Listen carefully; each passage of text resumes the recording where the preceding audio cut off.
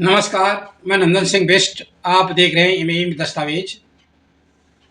अगर हम बात करें ऑपरेशन सिंदूर का विश्व समुदाय की प्रतिक्रियाओं का विश्लेषण करें, जो भारत ने आतंकवाद के खिलाफ की लड़ाई शुरू की है और 6 और 7 की रात को पाकिस्तान के विभिन्न आतंकवादी ठिकानों पर 9 आतंकवादी ठिकानों पर हमला किया।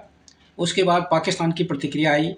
तो इन सारी जो तनाव पाकिस्तान और भारत के बीच में बढ़ा, उसमें विश्व की प्रतिक्रिया क्या है अलग-अलग देशों की, उसमें इसमें समीक्षा करेंगे। उसके बाद बात करेंगे कि इस पूरी स्थिति में आज क्या स्थिति है। जो 6-7 की रात से शुरू हुआ था, आज 10 तारीख तक किस पोजीशन पे लड़ाई पहुँची है।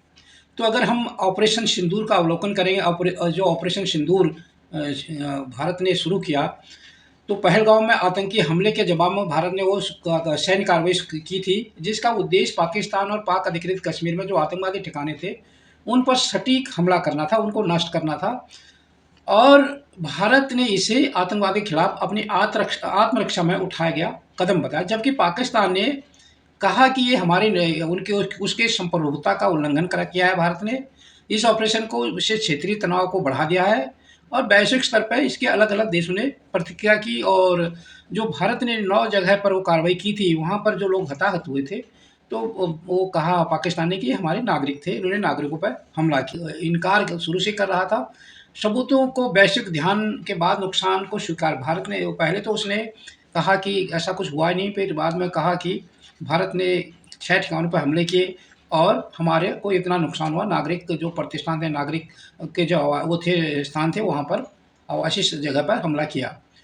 इस चीज़ को उसने स्वीकारा। पाकिस्तानी अधिकारियों ने इसे भारत की आक्रामकता का रूप में दिया और चित्रित किया। जवाबी कार्रवाई में उसने 15 शहरों पर मिसाइल हमले किए और पाकिस्तान ने दावा किया कि उनका आतंकवाद से कोई संबंध नहीं है।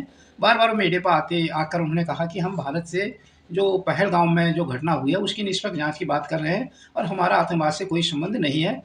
और ऑपरेशन के बाद सामने आई तस्वीरों ने आतंकवादी गतिविधियों में उसकी सम्मिलितता को उजागर किया। उसके बाद जो घटना हुई, जब भारत ने हमला किया, उसकी प्रतिक्रिया आई, उसके बाद ऐसा लगा कि जो चीज़ें होती उसके आतंकवादियों से उसके संबंध हैं, ये चीज़ें भी उजागर हुई उसकी प्रतिक्रिया के बाद।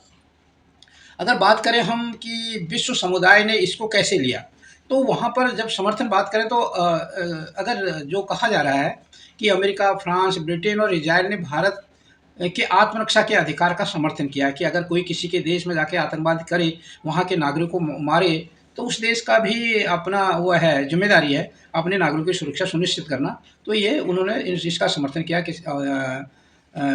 अमेरिका, फ्रांस, ब्रिटेन और इज़राइल जैसे देशों ने। और इन देशों के ऑपरेशन को आतंकवाद के खिलाफ ये ने कहा कि आतंकवाद के खिलाफ ऐसी कार्रवाइयाँ ज़रूरी हैं। और जैसे तुर्की जैसा देश है, तुर्की हो गया, अज़रबैजान है, कतर है, ने पाकिस्तान का पक्ष लिया।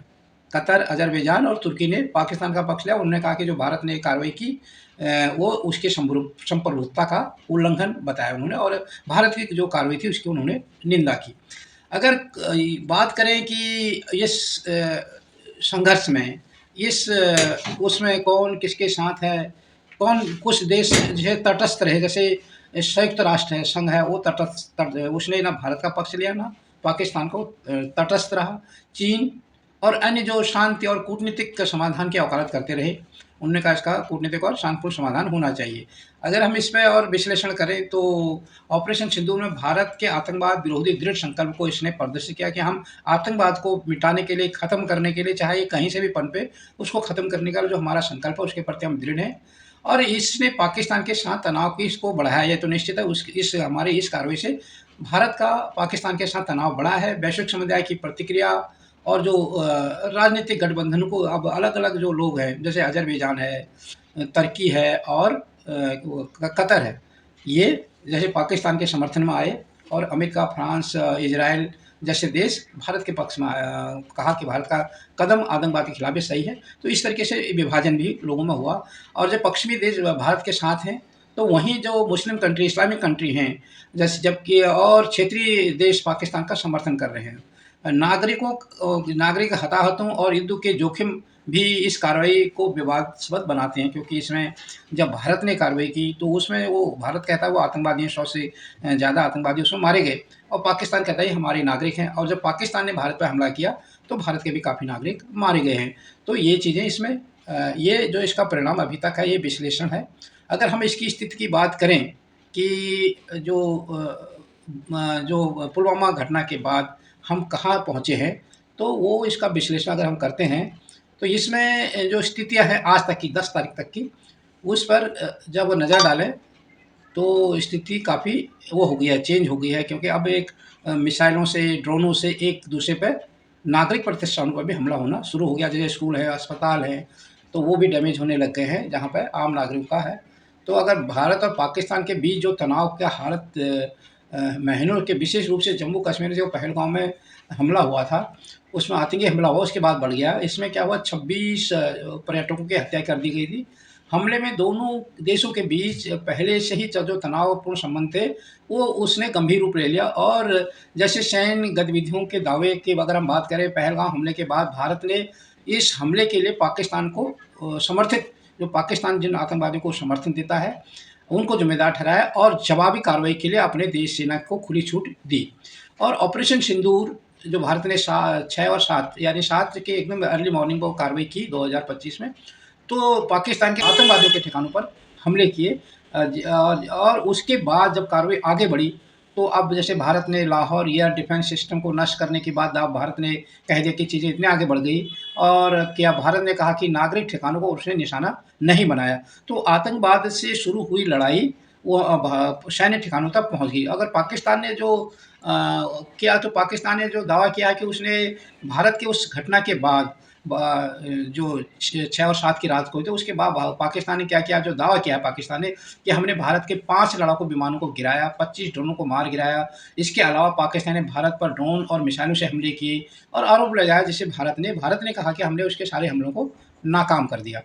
अगर जो पाकिस्तान ने सीज़ फायर का भी उल्लंघन किया, पाकिस्तान ने नियंत्रण रेखा एलओसी और अंतर्राष्ट्रीय सीमा पर गोलाबारी शुरू की, जिसका भारत ने जवाब दिया। और ये जो छोटे-छोटे हथियारों से पहले गोलाबारी कर रहा था, अब तो रॉकेट, मिसाइल और ड्रोन और भारी हथियारों से भी वहाँ पे गोलाबारी शुरू हो गई है एलओसी पर। तो 9 मई तक जो स्थितियाँ थी कल तक, तो हम पाकिस्तान ने उरी, कुपवाड़ा और पुंछ में सीज़ फायर का उल्लंघन किया और 36 स्थानों पर घुसपैठ की कोशिश की भारत के अंदर, और भारत ने जवाब में पाकिस्तान के कई सैन्य ठिकानों को नष्ट किया। अब इसका जो राजनीतिक और आर्थिक जो कदम उठाए हैं दबाव बनाने के लिए एक दूसरे देश पर, तो जो सिंधु जल संधि थी, तो भारत ने उस संधि को रद्द करने की धमकी दी, जिससे पाकिस्तान में पानी की आपूर्ति प्रभावित हो सकती है। जो कूटनीतिक संबंध थे, भारत ने पाकिस्तान के साथ सभी कूटनीतिक संबंध खत्म करने और पाकिस्तान के नागरिकों को भारत छोड़ने के आदेश दे दिए। और जो आर्थिक दबाव बनाने की कोशिश की भारत ने पाकिस्तान के साथ व्यापार बंद कर दिया, जिससे पाकिस्तान की पहले से कमज़ोर अर्थव्यवस्था पर असर पड़ा। पाकिस्तान का सैन्य खर्चा विशेष रूप से हाई अलर्ट की स्थिति में, जिसकी अर्थव्यवस्था पहले से ही कमज़ोर थी, तो लड़ाई होगी तो उसका भी असर पड़ेगा।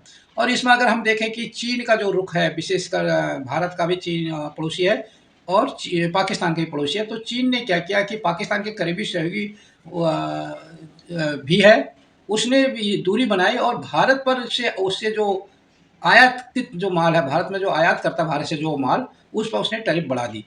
और जो अगर बात करें कि ये पड़ोस से अगर बाहर निकलें, जो अब मीडिया, जो विश्व का मीडिया है, क्योंकि भारत का मीडिया और पाकिस्तान का मीडिया वो सब अ, ऐसी खबरें चला रहे हैं कि अविश्वसनीय, जिसपे एक विश्वास नहीं किया जा सकता।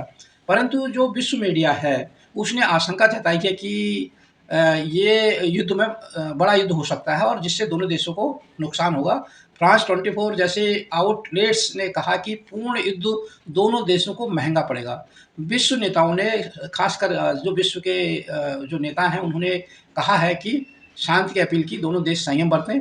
और कुछ मीडिया ने कहा कि इसमें किसी को, तीसरे पक्ष को मध्यस्थता करनी चाहिए और लड़ाई आगे नहीं बढ़े और लड़ाई कमज़ोर हो। और विशेषकर जो पाकिस्तान को झटका है, अफ़गानिस्तान ने पाकिस्तान को भारत के खिलाफ समर्थन देने से इनकार कर दिया, जिससे पाकिस्तान की स्थिति कमज़ोर हो गई और पाकिस्तान की स्थिति जो वहाँ पर उसके अंदरूनी जो वो है विद्रोही गुट है जो वो कर रहे हैं, बलूचिस्तान की बात है, और दूसरे जो वो विद्रोही गुट है उनका भी प्रेशर पाकिस्तान के ऊपर है। और अगर कहें कि जो अब अलग-अलग देश इस सारी के लिए तैयारी करें, भारत ने मॉक ड्रिल किया 7 मई को 244 जिलों में हवाई हमले की चेतावनी का सायरन और ब्लैकआउट के साथ मॉक ड्रिल की, जो 1971 के युद्ध के बाद पहली बार हुआ। और जो सैन्य तत्परता की बात है, प्रधानमंत्री नरेंद्र मोदी ने सेना के प्रमुख के साथ बैठकें की, लगातार बैठकों का उनका सिलसिला जारी है। और भारत ने गहरे समुद्र में माइन परीक्षण और हवाई क्षमताओं को मजबूत भी इस दौरान किया। और जो सिविल डिफेंस का है, भारत ने जो उसका सिविल डिफेंस है, वो 3000 सिविल डिफेंस वॉलंटियर्स को प्रशिक्षित करने की योजना बनाई और आपात स्थिति के लिए एनडीआरएफ और रेड क्रॉस को भी सक्रिय किया। पाकिस्तान की जो तैयारियां हैं, इसको लेकर पाकिस्तान की जो अर्थव्यवस्था पहले से ही संकट में है और तनाव के कारण हाई अलर्ट में होने का खर्चा लगभग $400 मिलियन मासिक इसमें खर्चे आने की संभावना है, उसे और कमज़ोर कर रहा है पाकिस्तान को, ये अगर तनाव बढ़ता है तो।